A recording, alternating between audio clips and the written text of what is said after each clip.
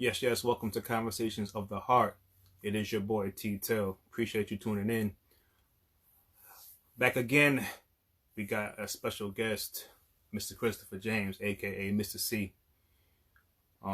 So we're gonna get into it. We're gonna have some good conversation. And you can catch this podcast also on Anchor, Spotify, iTunes, Google Podcasts, and a few others. So rock with me. I see Mr. C is here right here.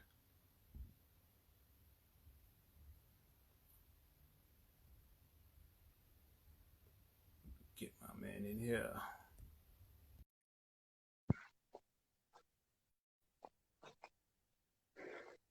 Ah, My man. my man. Yes, sir. Yes, sir. How you Thank been? you. I've been good, man. I can't complain, man. You looking out there. You looking sharp, man. You out there looking sharp, baby. Listen. When it comes just the thought of being on T-Till, and I know T-Till be dressing in them tuxedos, and he got the brand, and he got the logo with the tie. I mean, I Come gotta at on, least man. come with an open collar. I gotta be presentable. Otherwise, you might end the interview. I don't want to be like Tommy Hilfiger on Oprah and get kicked off the show. Yo, listen, man. Number one, I appreciate you doing this, man. You didn't have to, but I definitely appreciate you doing this, man. So for those who don't know, uh, this is Christopher James, aka Mr. C. You know what I'm saying? And I had to take a little bit of notes here because I'm just gonna ramble off a couple of just your titles because you have a lot. Oh, So come on, you are man. Come on. you are a co-founder of the Yes I Radio. Uh-huh. DJ, your host live with Mr. C. Please go check that out. President of Serious People Music. Shout out to Serious. You're an ordained minister, a McDonald's Gospel Fest male vocalist finalist, a film producer. Mm-hmm. I mean, man, an award-winning radio announcer from the Spin Awards. Mm-hmm. Okay, I have to take a breath because you're also a father. You know what I'm saying? You Mm-hmm. are a husband. I mean, Yep. your resume is definitely long. It's absolutely long, I brother. do okay, man. I do okay. And I'm gonna add one. You are the Berry Gordy, of this Christian hip hop, man. Like you are, Oh, stop. you are an No amazing way. guy, man. An amazing brother. Um, somebody that I've always was able to converse with, have such important conversations with. You know what I'm saying? Somebody that we can always just bounce things off of each other. Iron sharpens iron. So Mm-hmm. there's nobody else. I When I was doing the show, I said I know I have to get Mr. C on eventually. It's got to be the right time. It's got to be the right moment. So Mm-hmm. again, thank you, sir, for doing Oh man. this conversation that we're about to get into. Oh yeah. I mean, I remember a couple of years ago I had you on live with Mr. C, and that was Yeah, great. Even appreciate that at that too. time, honestly, with the technical difficulty, you probably didn't know what was going on. I had a lot of sound issues, audio issues going on, and Hmm. we still pulled it off. I think we knew some of it Yeah, was happening, but yeah. like for a great guest like you, I'm like, it's like there's no problems. Yo, and I appreciate you, and I appreciate you having me on live with Mr. C, man. That was something that was amazing, an amazing Oh yeah, an opportunity for me, to do your show. And now we fast forward, now man. I and now you couldn't miss. doing my show. I couldn't miss this, man. There was no way I was gonna miss it. And for those who don't know, this was supposed to happen a lot sooner. However, my mother passed away in July, so that kind of Yeah, that derailed, or should I say, that jackknifed the whole thing. rest in peace. Yeah. That the whole initial thing, because I was supposed to come on a lot sooner and do this. Um, the Hmm. funny thing is, when I was going through everything, I was like, "Yo, T-Till, man, I'll just do it like the night before I drive out. Ain't gonna be no problem." And then like the days approach, I'm like, "This is not gonna work. Yeah, I was This is like, not gonna work." I was Because like, I still wanted to support my brother, and because I've seen other episodes before this one, and there's some heavy hitters, brothers not afraid to talk about real issues, hmm basically putting their vulnerabilities out there. I'm just sitting here like, wow, powerful yeah, stuff on this yes, sir, platform. yes, So, sir. my goal is to come on, and it's not even about a competition. You know, No. we all need a push. There's some young person, maybe some high school, maybe some college young person out there right now, college kid, or you know, a Mm-hmm. college man, a college woman that needs to hear something Mm-hmm. that's gonna push them over the hill to get to Mm-hmm. their destination. And as far as the college education, but then just to kick off what's coming for them next after that. Mm-hmm. Yeah, because they don't know what's That's just coming one next. example of many things. Of many things. Yeah, There's many man. other areas I can cover as well, or we're gonna cover. Oh yeah. But Oh yeah. that's just one aspect of it. Yeah. Yes, Mm-hmm. sir. So I purposely left off one title, and you've been in the IT profession for a very long time, Yeah. and many people may not know that because I mean, as like I said, your resume is long, sir. They know the Mr. C, live with Mr. C. They know that guy. Mm-hmm. They know the minister. They know that guy. Like they know the CEO, the film producers. The artist, Mm-hmm. the singer, the rapper. Everything. But you've Right. been in the IT industry for a long time, so just talk to me about how you got started in that field, right? And then we'll go from there. Okay. Well, I'll take it back from when I was a kid, man. Atari 2600. I'm giving away my age probably. Atari 2600. You think about like ColecoVision. You think about like Commodore 64. I mean, any video game I can get my hands on, I just love playing. Right. Well, So without understanding the work it takes in your head as a kid, you dream like, oh, I want to create games. I want to do this. But hmm video games was a passion of mine. And hmm that was just the way it was when we were coming up. You go to the arcade, you go to the pizzeria. I grew up in Brooklyn as far as boroughs. I was born in the Bronx, but I grew up in Brooklyn. So you go to hmm certain, even certain suspect spots, if you know what I'm saying, that had video games, you would go there. Yep. Wherever the hot video game was, you go play that video game. And there was rivals in the neighborhood who was best at one. So that's where it all started for me. And Mm. basically, of course, we're gonna go back and forth to childhood. But fast forwarding when I Yeah. got to high school and you start thinking about what you want to major in, it could be business or it could be computer science because of the love for computers and video games and things like that. So hmm ultimately, in undergrad, I chose computer science as my major. And hmm of course, there's gonna be some transparent stuff I'm gonna say, and I'll probably start saying it right now. My hmm grades, because I didn't really study in high school. I was the type of guy I played high school basketball, I ran high school track, so I was the athlete, and also wanted to just experience everything. So studying really wasn't a priority for me. So I went to hmm school. I didn't cut school. I went to class. I did hmm my homework most of the time, but but studying really wasn't a priority. I just wanted to just do the work, pass the courses, and keep it moving. hmm So my grades, as far as being this academic genius or whatever, because I want to break the stereotypes. Right. Oh, you got to have a 4.0. Oh, if you're going to be a computer science major, you have to go to Stanford, which is like Stanford University is like top 5 in the country and everything as far as like, business, computer science, Right. engineering, whatever. MIT, locally in New York City, Cooper Union, which a lot of hmm people, a lot of kids get accepted. Years past, Cooper Union, I found this out way after I graduated. Cooper Union, if you got accepted, they had you on a full ride by default. You just had to Wow. keep on, you had to do your thing and not slip.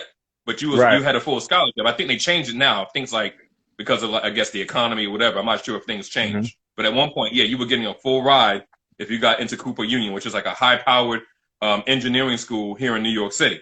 That Right. the people that are involved in computer science or electrical engineering, mechanic, they know about that school. I didn't know about it until hmm years after, but it's a powerful school.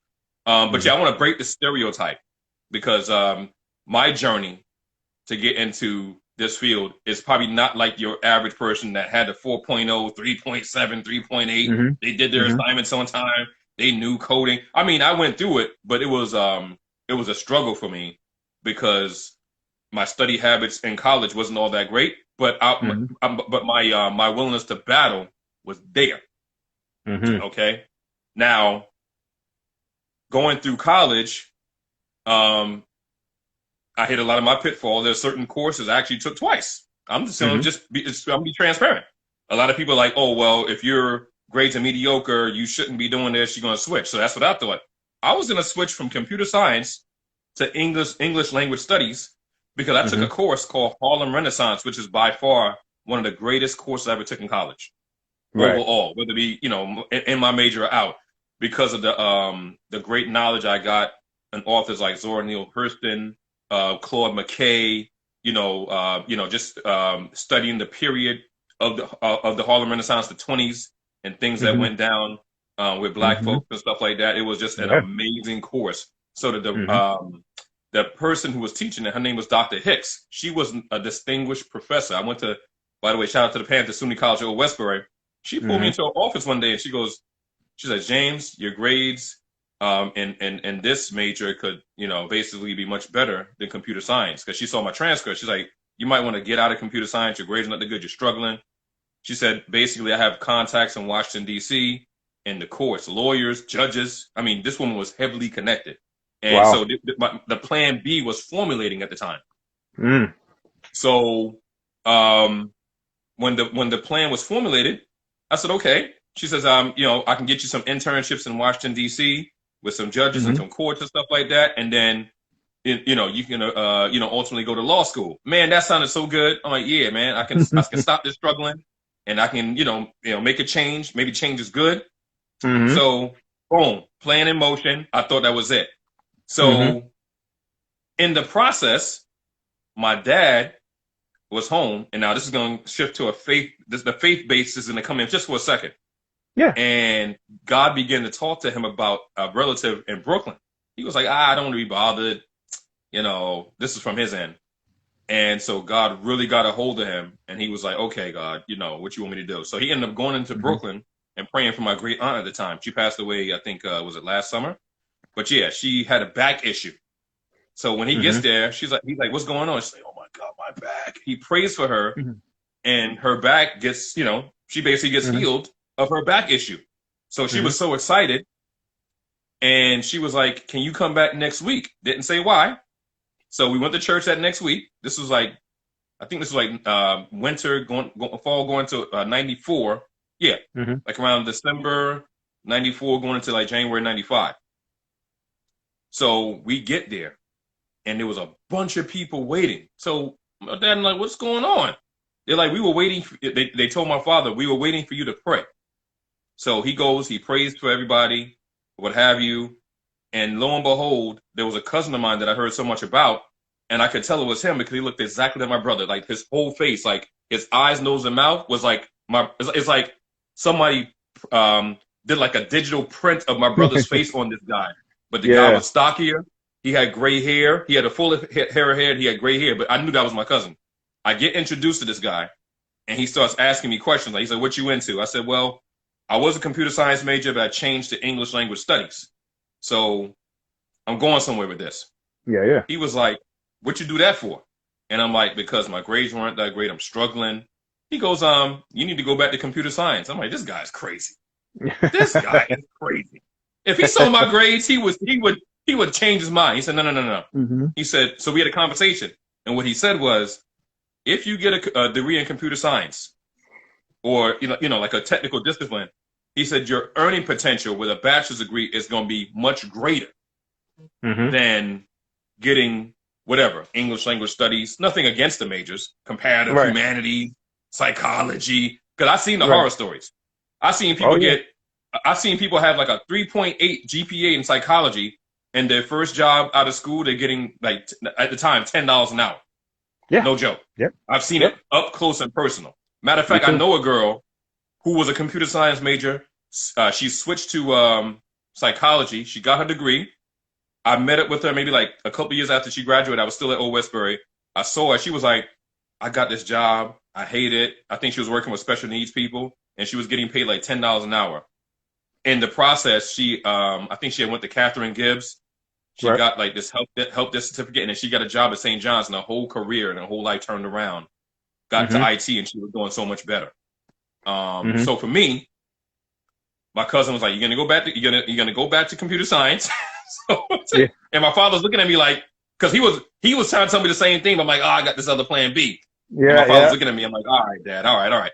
So my cousin's like, and this guy's like he's like a giant in the Silicon Valley area, which I found out after the fact. He was a giant in the Silicon Valley area in sales and marketing. Big dog. Mm-hmm. I mean, big gun. I mean, Mm-hmm. you say his name in the Silicon Valley area with people that's like working in these supercomputer firms, they're going Right. to know the name, right? Wow. Mm-hmm. So at the time, he was getting ready to go to Johannesburg, South Africa to start up a subsidiary, one of their offices out there. That's how Mm-hmm. he was. And so basically, he was supposed to go as part of the team, but he wasn't supposed to manage the budget. He told them Right. like, "Yo, if I'm not ahead of the team, I'm not going." So they had to basically like, Wow. this type of clout this guy had. So this guy, my cousin, was like, "Yo, so you're gonna go back to computer science?" And he said, "Look, how would you like it if I got you an internship at the company I'm working for out in California?" I was like, "What? Like Mm-hmm. this is all happening so fast at Yeah. at Yeah. this at the family." What I'm trying to say is, and by the way, I mean, even though this is like my relative, I never met the man. I never knew the Right. man. Right. So the face side of it, God is putting this all together Mm-hmm. piece by piece. My dad prays for my great aunt. She Mm-hmm. goes, "Oh, come back." I had no idea what's going on. My dad's like, "You want to go to Brooklyn with me?" I said, "I'll go." A lot of it is being in the right place at the right That's time, right. so Mm-hmm. the connections can be established. And sometimes it's not formulated. Sometimes it's not a plan. Sometimes it's not your intellect with the short term, the medium term, the long term plan. Mm-hmm. Sometimes it's God and people working together for your good, Good. for your Mm-hmm. situation to change. That's what I Mm-hmm. want to put out there for somebody. At times, you need to be open to be in certain places, and you might not know what's going on, but just be open to going to certain places, constructive Mm-hmm. places, Right. constructive Of course. environments, being Right. around people that's positive, that let's just say have a good head on their shoulders. They might have positions or whatever. You never know what information you can encounter. I didn't know what was going on. I thought I was just going for a family gathering. Mm-hmm. He's gonna pray, whatever, and that was it. Mm-hmm. Right. Turns out this guy was here, get ready to go to South Africa. And Mm-hmm. he was this is his mother. He was at his mother's house, my great aunt. Mm-hmm. And we got to talking. And he was like, "How would you like to go Wow. to an internship in California?" So not only did he tell me this advice, you're going to go back to computer science and you're going to give it your all, study Mm-hmm. harder, and you're going to, develop better study habits. He said, not only that, I'm going to give you an incentive. He said, "I would like me to get you an internship in California." Right. So that ended up happening in 1995. Now things was on their end, the company end where I was going to work, they were moving a little slow. And he told them, "Yo, by the time," because he was going back between Johannesburg, South Africa, and Mountain View, California, where the company's Mm-hmm. headquarters was. Mm-hmm. So he would check on me every once in a while, like, "Okay, how's everything going?" I'm like, "Oh, they haven't really, sealed the deal yet." I think from what I understand, he called them up and was like, "Yo, by the time I get back to Mountain View from Johannesburg, he better be there." So then they started, Right. so Making things happen. they started picking it up. They started picking Mm-hmm. up the pace. They got the paperwork going. I flew out to California, I think like June that summer, and it was a culture shock. It was a culture shock. Seeing California Mm-hmm. plates everywhere, Yeah. being in this area, palm trees. I'm like, what is this place, man? And Great let me place. tell you something. Great experience. And so not only for in the classroom, you get this real world experience. We had team meetings every week. Mm-hmm. My assignment was to build a website for that group, and you would go to team meetings. You had to give an update, a status update to your the team manager every week. Mm-hmm. I had to basically. Oh, it's so funny. I learned some hard lessons. So this one time, they're like, this one meeting, they're like, "You're gonna give us your plan for how you're gonna Right. build the website." Oh, I had it in my head. I had it in You my already had it. head. Mm-hmm. I had it in my head. Yeah. I go back the Mm-hmm. next week. I'm like, "Yeah, this is what I'm gonna do." They said, "Do you have anything written down? Can you write it?" I'm like, "Yeah, I got it all up here, Oh Yeah. man." My mentor called me in his office. He was like, "Yo," they were asking what kind of school we go to, who's teaching this guy. Man, I was so mad. And he was like, "Yo, he said they're gonna do this type of stuff to you out in this business world." He said, so you Mm-hmm. got to have your game tight. He said, Right. go back, regroup, get your stuff together, and Mm-hmm. execute. So the next time I went back to the meeting, I had my plan on paper and I drew Mm-hmm. stuff on the whiteboard. They had Mm-hmm. questions. I was able to answer them. I was able to write the HTML code, this, that, and the Uh-huh. third, and I got the job done. And That was, that was very, very fulfilling. Meeting with high power people in the industry, going around the company and seeing how things work in manufacturing, mm-hmm. and different engineering groups, Mm-hmm. how technical support engineers take calls, um, sitting there not even understanding, but sitting there looking at these software engineers write Perl script and C++ in front of you, like off the whim, like boom, like Wow. these are like some of the greatest minds you're gonna ever find. And here's the kicker: when you're in the Bay Area, Mm-hmm. even this is like way overdressed. Like Yep. they going to work in like jeans and t-shirt. You got Mm-hmm. guys on their skateboard, riding their skateboard to work. You got guys riding their bike. You got Mm-hmm. people looking like they part of a rock band that's gonna perform at Lollapalooza.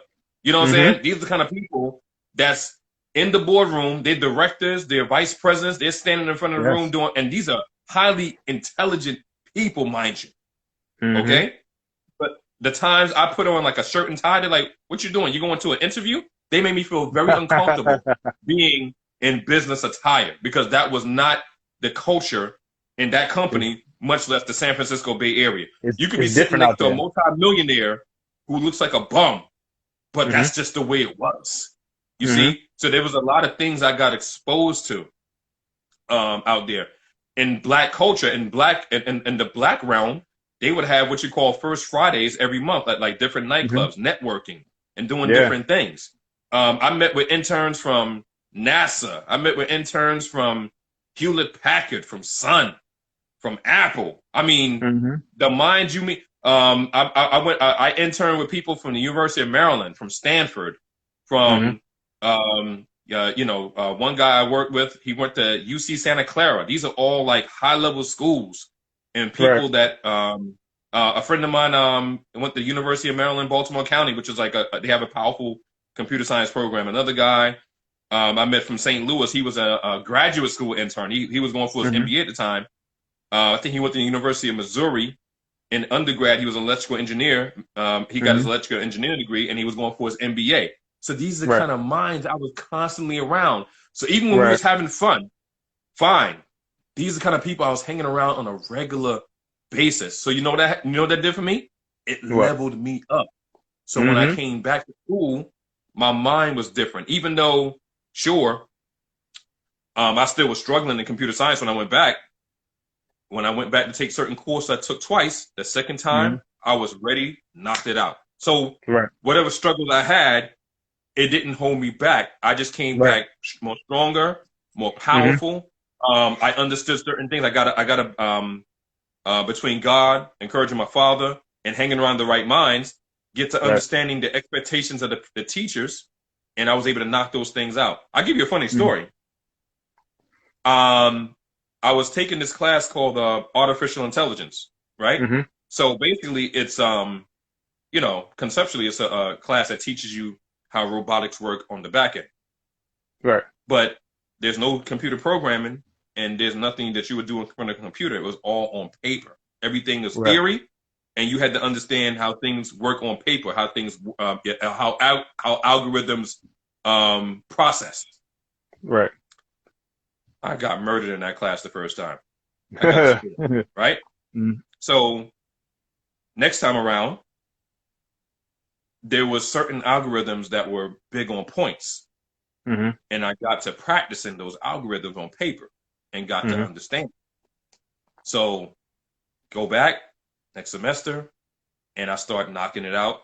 What happens is a lot of these classes are grade on curve, Mm-hmm. which is very important in college for somebody to know that's listening. And so the joke is the two big algorithms on a given test, Right. that's 50 points plus some other points you can gather. So I'm getting like 50s and 60s on exams, but because I'm getting some of the highest grades in the class, the average is like the floor, Mm-hmm. right? and I'm way above Right. the average, so I'm passing the test with like B's, B plus, whatever.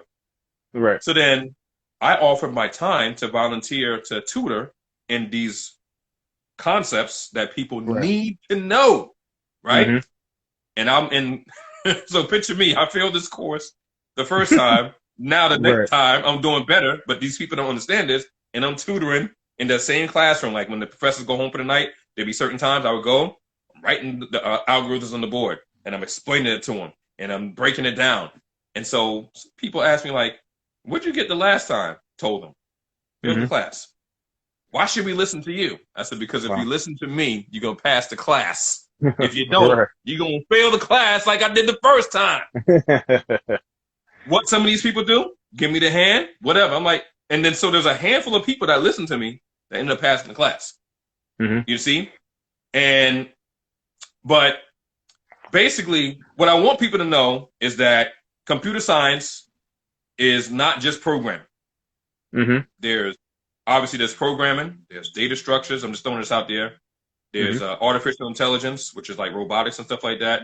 Yep. There's software engineering. There's system design and implementation, which means Mm-hmm. when you get toward the end of that journey, Right. technically, as far as the curriculum is concerned, now they put you in a place where um, you basically go through like a system development life cycle exercise. So Mm-hmm. you technically gather information for a system that you're going to program, Mm-hmm. right? And the system that you program has to also have reports associated with it based on the executable, Right. So basically, I think my attempt was when I was a senior, I tried to write what's called a video store program, Mm-hmm. and checking in videos, checking out videos. Let me tell you something. I asked people before I got my turn. Most people said, "Hey, when you get to system design phase, you're gonna write Mm-hmm. anywhere between 10 to 15,000 lines of code, no matter Mm-hmm. what programming language you choose." And that pretty Mm-hmm. much was correct because I don't have the program now. I don't know if I got rid of it, whatever, but Mm-hmm. it was about anywhere between 10 to 15,000 lines. You know, Mm. basically, I had to basically, write functionality to check in video, check out Mm-hmm. video, do this, set up a, what they would call a relational database with person's name, address, all this stuff like that, and all had to come together. Right. And what happens is, what they do is when you finish your program, this big long project, because basically what happens is when you take the course, they put you through things. The professor does lectures. Then you take the midterm. The midterm is 40% of your grade. So Oh, if you don't wow. get a high Yeah. grade and you fail the system design presentation, you can still fail the course. Right. So that's a whole other thing. So it's crazy. Your mind is stressed the Mm-hmm. whole time, right? Right. So taking this one course like taking 4 courses. Mm-hmm. I'm sorry, like taking 2 courses. So I took my last semester, I took 2 courses. It felt like I was taking 4 courses. You Wow. know what I'm saying? Yeah. But anyway, what happened was, the professor plays a QA tester. That's the role he plays. He comes and he checks what they call validation of your Mm-hmm. system. So what that Right. really means is, in layman's terms, is if if the one field in your system says name, technically there's not supposed to be any numbers. Right. You're not supposed to be able to type numbers in that field. If um, another field is zip code, if it's a validated field, Mm-hmm. I'm not supposed to be able to put any letters in there, and the Right. system accepts. The system's not Right. supposed to accept a letter for a zip code, unless Right. US. This is like for a US system. I know Mm-hmm. UK and everybody they have alphanumeric, Mm-hmm. but for a US based zip code, not supposed to accept any letters. Mm-hmm. Basically, I failed the system per se, but because my grade was so high on the midterm, I passed the course. Right. I'm just throwing this out there for somebody that if you Mm-hmm. really want something, Don't let status quo stand in the way of you going after that thing.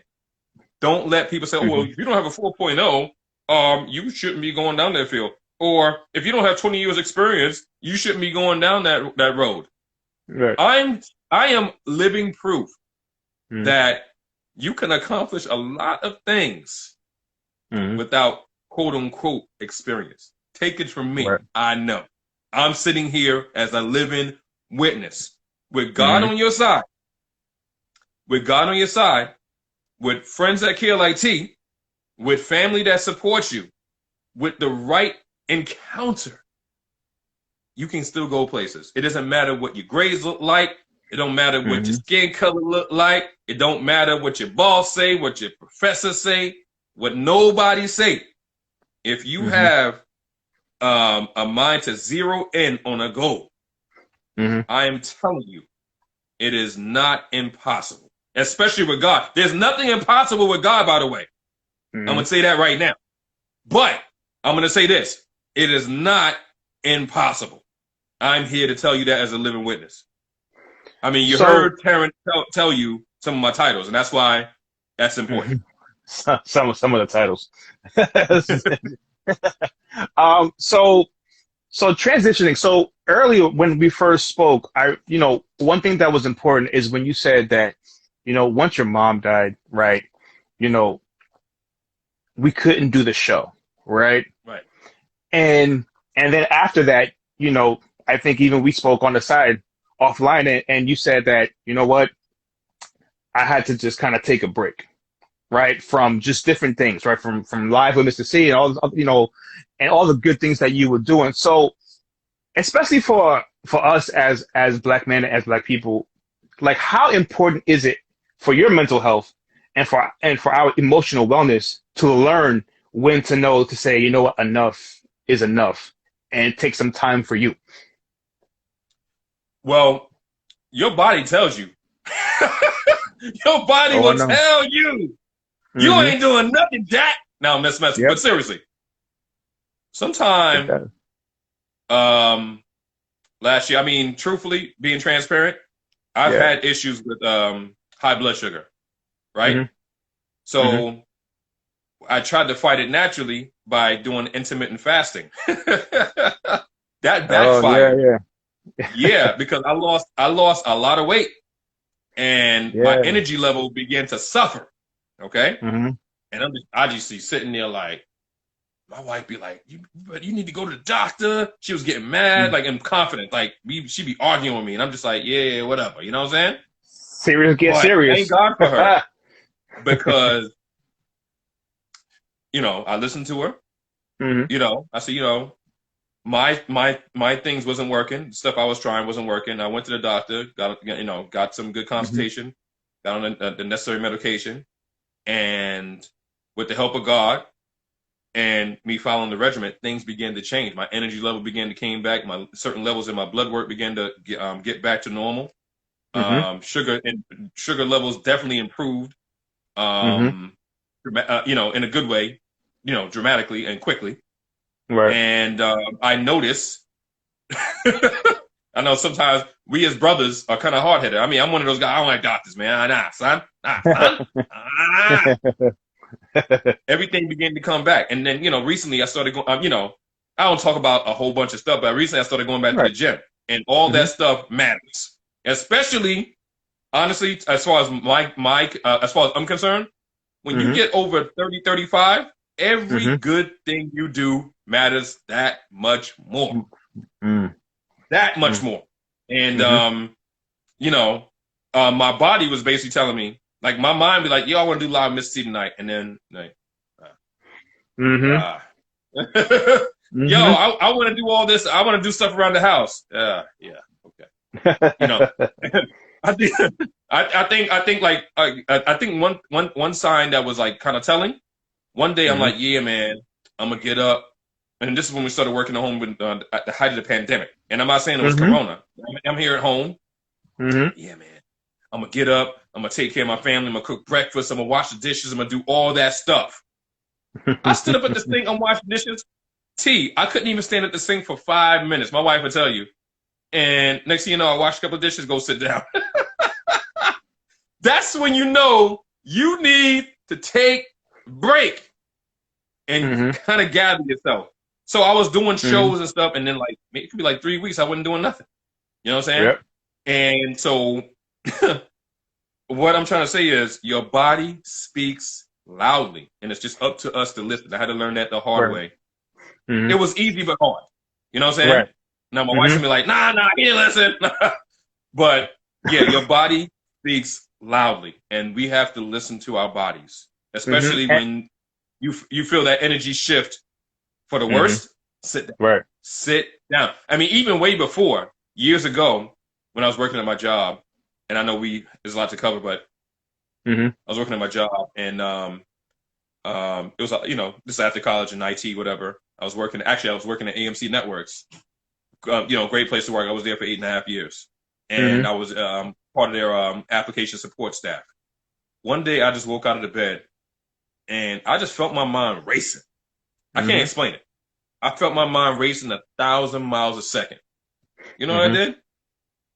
I picked up that phone. I called my job. I said, I ain't going in today. I'm taking a day. I mean, in corporate America, they call it a mental day. But you Right. need those days. When you feel Mm-hmm. something is not right with you, I'm not saying you got to automatically run to the doctor, and I'm not saying Of you course. should. But what I'm saying Right. is, even for yourself in the privacy of your own home, sometimes Mm-hmm. you got to be like, I need the day. Mm-hmm. You have to do these things in order to last. Right. You have to do. I don't care what concentration, what line of work you're in. If you do these things, you'll be all right. If you don't, you're gonna crash. You're gonna crash, and you don't want that. Yep. You don't want to feel the effects of that crash. Right. And I just want to ask that just simply because we've come up in an era where it's always grind, grind, grind, grind, and can't stop, Right. won't stop. I'm asleep when I'm dead. Right. Like you hear that a lot. I've heard Yeah, that a I've heard lot that down, term. all the time down through the years and stuff like that. And we don't put any kind of importance on just us as people and as human beings to kind of just take it in and say, you know what, I need a break. I need something. I need to just sit down or lay down. I can't. We're just conditioned to run ourselves into the ground. Right. Especially here. In New York. Mm-hmm. And the big cities. Because even though California is a big state, right? It's just their whole vibe is different. They're very chill. They're very laid back. But New York is all about the grind, 24/7, 365. And Mm-hmm. it don't matter what borough you're in, Brooklyn, Queens, you know what I'm saying, Bronx, Staten Island, like it, Long Island, it don't matter. It's just the grind, grind, pound yourself, pound yourself, pound yourself. And then you look up and then you wonder why you're exhausted and then you get sick. And then other things happen. It's like a domino effect. You know what I'm saying? Mm-hmm. So I appreciate you, highlighting that. So, Mm-hmm. so now you've built, current day, you've built yourself, you've built an empire, you've built a brand. That's cool. It's fine. Serious people music. You and your lovely wife, serious, and you guys have built something, right? And built something great. Like you've won awards. Both of you.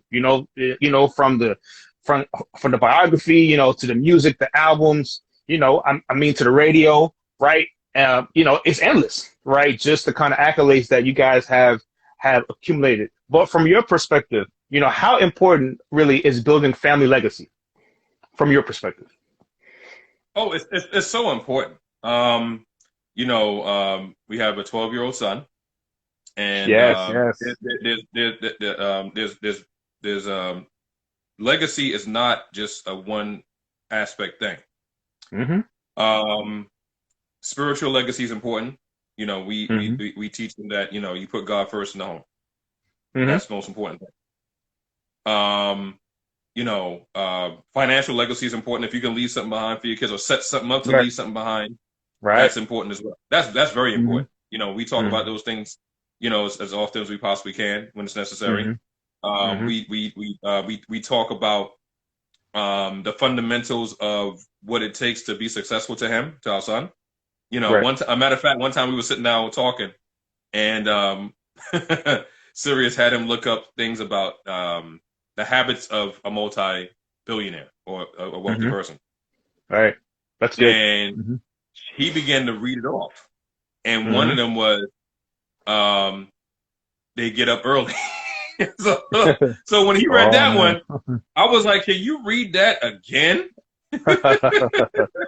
They get up, and matter of fact, Steve Harvey has like and a lot of people probably seen the video. He has there's like a video that I guess he was talking to an audience of the Steve Harvey show in between a commercial break, and he Yeah. was like, he said, if you want to be successful in LA, ain't no such thing as getting up at 8 or 9 o'clock in the morning. Ain't no such thing as sleeping for 8 hours. I was crying.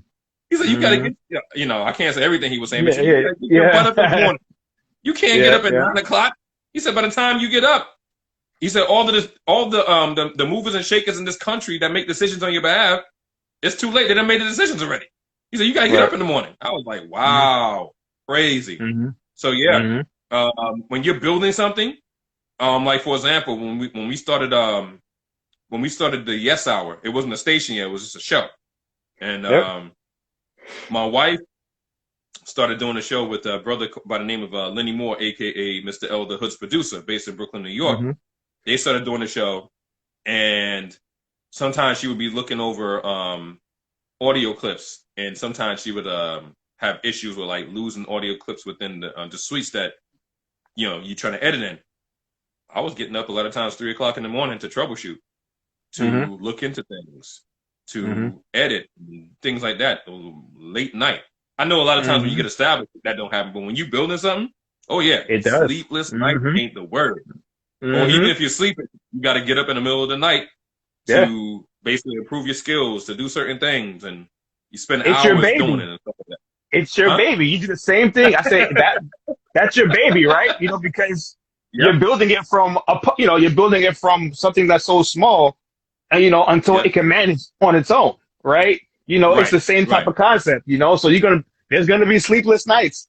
There's gonna be Hmm. times your business is gonna be crying, and you're gonna have to be up doing those things, Right. for the business. I mean, people don't really understand that Right. though. But yeah, go ahead. Right. Right. So, that was the beginning stages, and for me, I wasn't even doing radio yet. I was just like the background, like offline stuff. Hmm. So basically when the Yes Hour kicked off, they were doing it on Sunday mornings on One Caribbean Radio when they were in business in Brooklyn, New York at Restoration Plaza. Hmm. And so you QC it by listening to it on the radio, make sure the show kicks off on time and all that stuff like that. And then eventually, I contacted my alma mater, SUNY College of Westbury, Hmm. to get on there, and we got on there. And they like normal radio for college radio is 2 hours, Hmm. and it sounds like a long time. But when you have a team of co-hosts and you have a group, especially, let me tell you something. 2 hours flies by like 5 minutes. I'm a witness because and so my job at the time, I checked the boards, make sure the levels are working, make sure the mics are working, the suite that they run the promos in, make sure that the functionality, because there's certain guidelines you have to adhere to. College radio is a great place to start learning the trade, the craft, Right. because you learn about a lot of things when it comes to logging songs, to report them to the governing bodies of music and stuff. You learn everything Right. doing college radio. So even if you're not in college and you're an adult and you want to do radio and you have the time, consider doing college radio, because that will pay dividends to increase your knowledge and basically get your certain practices down pat. As far as I'm concerned. Yeah. Dope. So what would you say, as far as, because you've been in IT, 20 years there, like you're thriving in that field, and then also you're doing music, you build a business, right?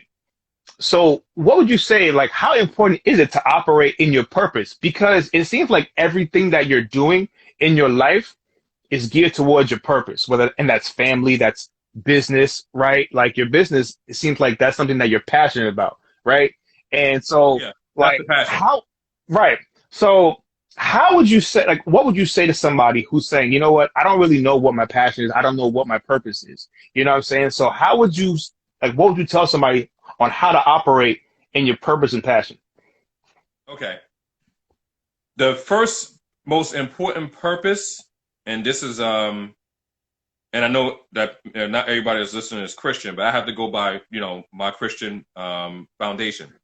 Right. And Go it's ahead. biblical. The first thing that you do as a man, and I'm speaking to men right now, is you make sure you stand as a man taking care of your house.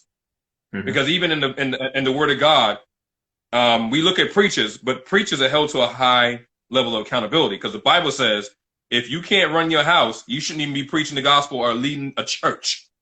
I'm just going to start there. So that trickles down to everything else.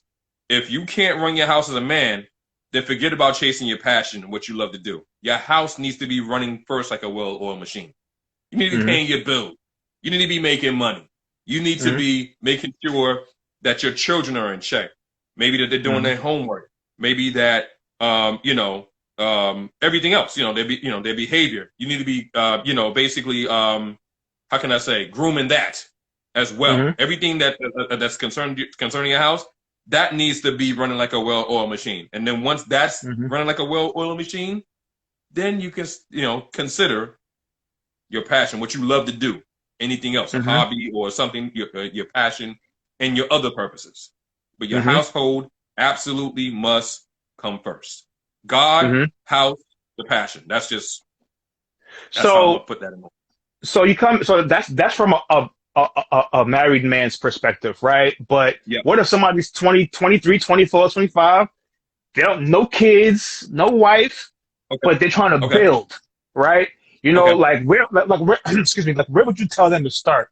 Because there's a lot of young men out there, bright young men that maybe just doesn't know it, and they say, I mean, I really don't know where to start, or I want to do this, but maybe I'm afraid to do it.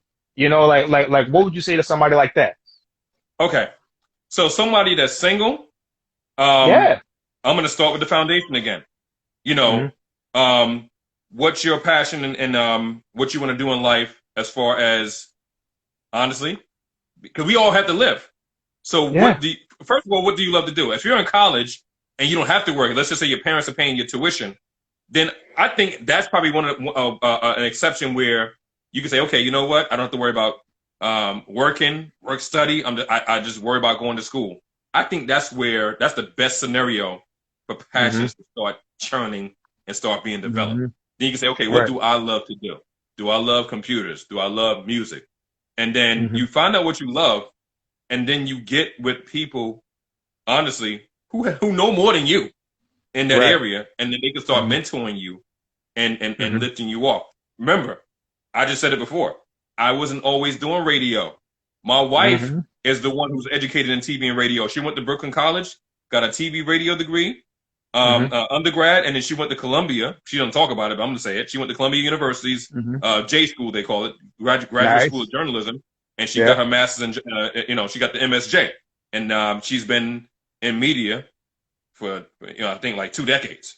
So basically, I learned a lot about what I know about radio from her, and then certain things, I put my own spin on it. But the basics and the foundation between her and doing college radio, and honestly, shout out to Pastor Nicole B. Simpson out in New Jersey. She's a pastor, but she's also a co-host. Or should I say, she hosts a radio show on Rutgers University's WRSJ Radio. I think she does like a Sunday night show. My wife and this woman, I can say wholeheartedly responsible for me being on radio. When I walked into that studio at Rutgers University, it was one Sunday night, my wife was being interviewed. I looked around, I'm like, this is something I really want to do. It just hit me. Dope. It hit me. I think we met I think my son was a little baby. We must have met like anywhere between 10 to 12 years ago. I met that sister I'm talking about. Wow. And it really hit me like, I can really see myself doing this. And so the baby steps began to happen with me doing what they call trial shows, like checking stuff out in the offline studios at Old Westbury when we was there. And that's when I began to hone my craft. She got busy. Oh, I can't be at the studio today. Can you fill in for me? This is where it really began, like 2010, 2011. That's when it really began on the Yes Our Radio show platform. It wasn't the station yet. Right. And that's when slowly I began to be part of the on-air talent for the crew. Mm-hmm. And then um, we were still doing shows. We got syndicated. Um, we got picked up by. It was kind of funny because a friend of mine I worked with at Cablevision. I'm jumping all over the place. I know. He actually owns an internet radio station. He moved down to Atlanta for a bit, and I Mm-hmm. called him up, and it turned out this guy I know was the owner of the station, and he took our show on for about a year or so. So we got syndicated on that station, and I was doing the Sunday night edition of the Yes Hour on that station in Atlanta, Wow. while the team was doing the Saturday edition, the 2 hour Mm-hmm. version at SUNY College of Old Westbury. So we did that for about 2 years. Wow. And Mm-hmm. then God led us in around 2013 to start Yes Hour Radio, the positive voice in New York. So it Yeah. became a 24-hour internet station at that point. And Mm-hmm. at that point, Live with Mr. C was born because my wife knows how to coin and conceptualize shows. She's the master at that, Joe. I'm not even ashamed to Yeah. say it. Put my She's wife she's a out there, dope man. rapper She's too. cool to the coolest. I know, Yeah. I know, I know how I get on her last nerve, but I will tell anybody in the world she got some cool skills and some cool talents, man. You know what I'm saying? Yeah. So we Mm-hmm. trying to conceptualize a show, and I'm saying some terrible names, and she just spit it out like Live with Mr. C. I'm like, we going with that. So Oh, Live with Mr. C was born that's from in 2013. that was from her. Oh, so Yeah, she that's what. coined it her. She conceptualized. Yeah, Uh, she conceptualized the title of the show. Yes. she Now, from Mr. Brooklyn, C. right? She from Brooklyn, Yeah, she right? from BK. Yeah, yeah, yeah. So that Mr. C thing, she wanted a new Mr. C. That's why she wanted No, a new Mr. C. no, She no, no. she was like, I don't No, want no, that see, guy. now. Here's what really. Now, based on Mr. C. Now, there's a lot of my friends that would actually call me Mr. C, Yeah, including of course. Trevor, Yeah, yeah. and that's where that came from. You know what I'm saying? I Uh-huh. wasn't trying to Uh-huh. bite Mr. C from like Big Daddy Kane, Mr. C, No, or no, I not just bite want off people of to, it. I I just was want just people to joking know that. about that though. I just want. And by the way, Teps 88. Oh, is she saying what's up to you or what's up to me? Either way, what's up? What's going on? Shout out to you. Yeah, not my boy. Yeah. Hmm. Oh, okay. Oh, well, my bad. I'll shut up.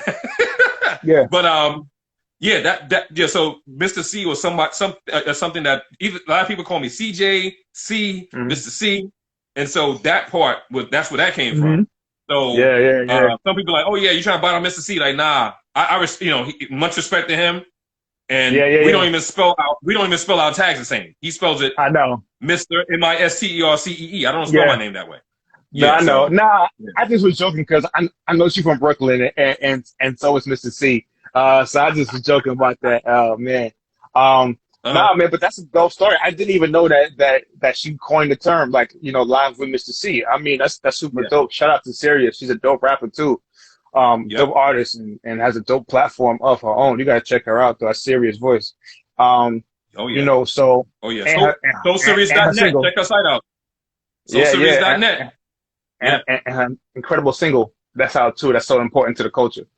Um, No question. so entrepreneurship. We got a couple minutes. So entrepreneurship versus 9 to 5.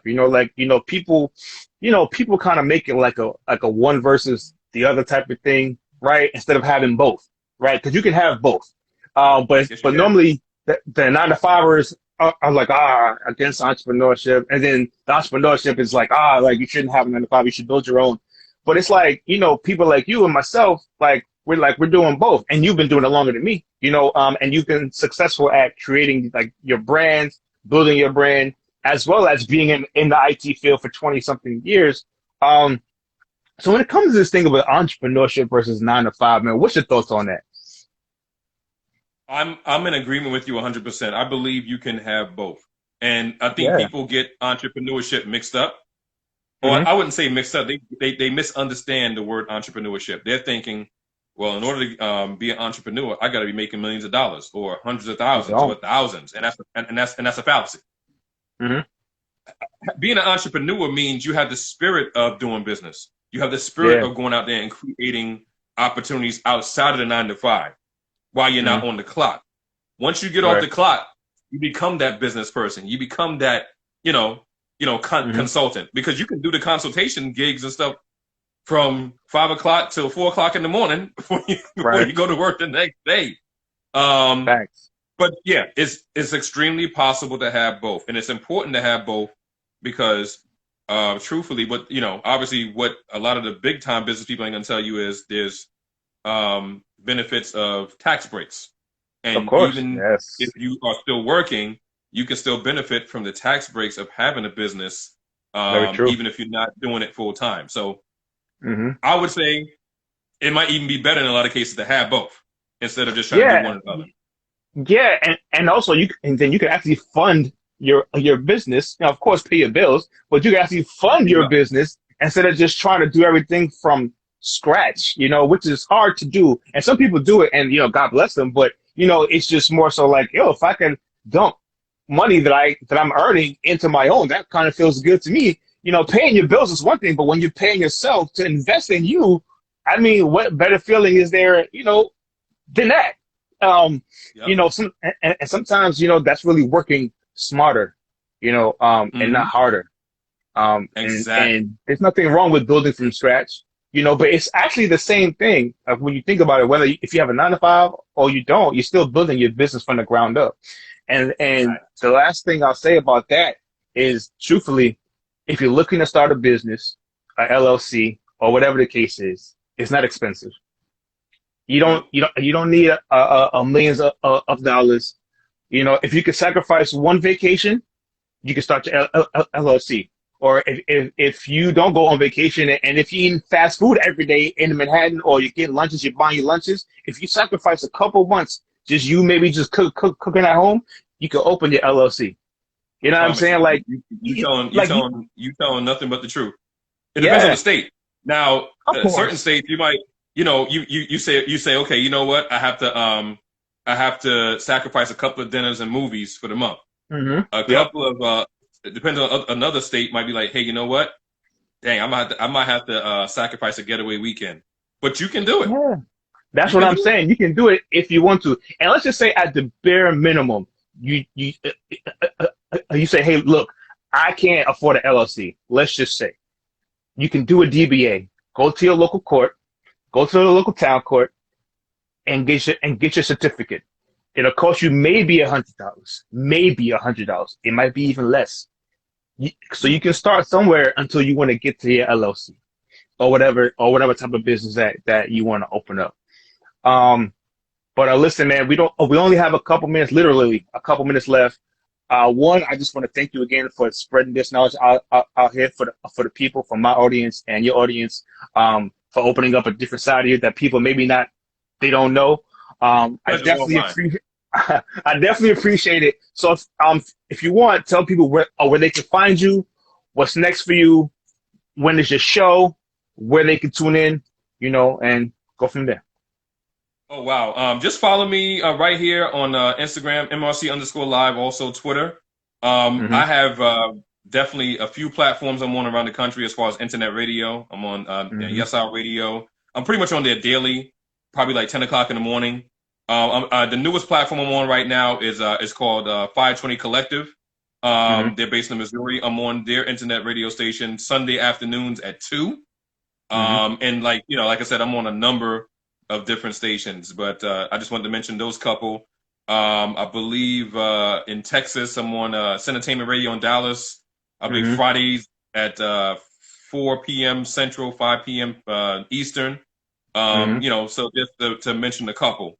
Yes, I'm on.